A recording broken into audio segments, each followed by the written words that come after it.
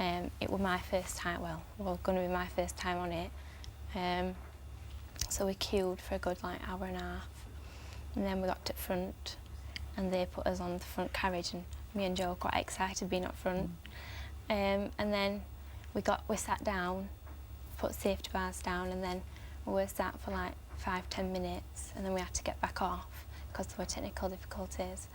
And then we waited for half an hour, and then we got back on. So there were already interruptions to the ride, Yeah. there were things going wrong. Yeah. Did that worry you at that stage? Not really, because all rides break down at some point. Like even big ones in America break down, but you don't expect anything bad to happen.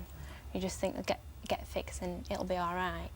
So we just sat back down, didn't ride, and then it set off and it went fine. And then we got to like the first hill, and it got stuck at the top. So obviously me and Joe were like discussing like, oh, this isn't right, we should be getting off. And they said over at 10 or we're experiencing technical difficulties like their ways, and then it just set back off without any warning. And it were fine, we were going round and loops and everything, and we just came round this corner and I saw a cart and I'm like, oh God, this ain't good. And then we just crashed into it. And then I started like getting pain, like I couldn't feel my toes. So I started to panic and I looked down at my legs, and all like my left leg were like pushed up. And that was from the bar, was it? Yeah. And were you feeling pain at all still at that point, or you just couldn't feel your toes? No, I just couldn't feel my toes. I was trying to wiggle them, and like sensation just weren't there. And therefore you've got to stay there and stay there and stay there for how long? I think I ran for 4 hours. 4 hours. And were you conscious all that time, Leah? Yeah, but I had like gas and air, and I had a lot of medication, so I was like passed out a bit, but I was still like, I still weird.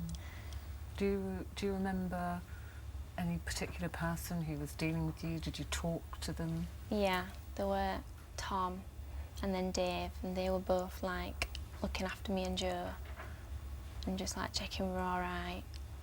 So. I mean, I was reading about you, and during that time, which obviously you weren't aware of, you'd lost an awful lot of blood. Yeah. They had to fly blood Yeah. in. You had to have a transfusion Yeah. there at the scene. They had to resuscitate you a couple of times. They were saying these are kind of methods that were used in battlefields, Yeah. you know, because your injuries were so severe.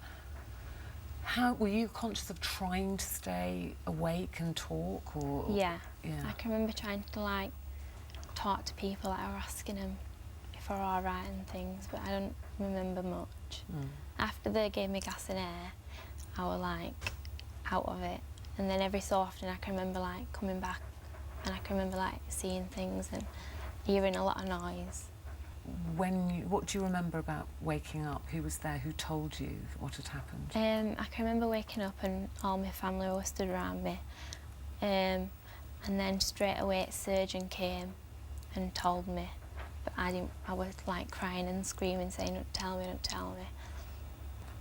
I already had like an idea what had happened.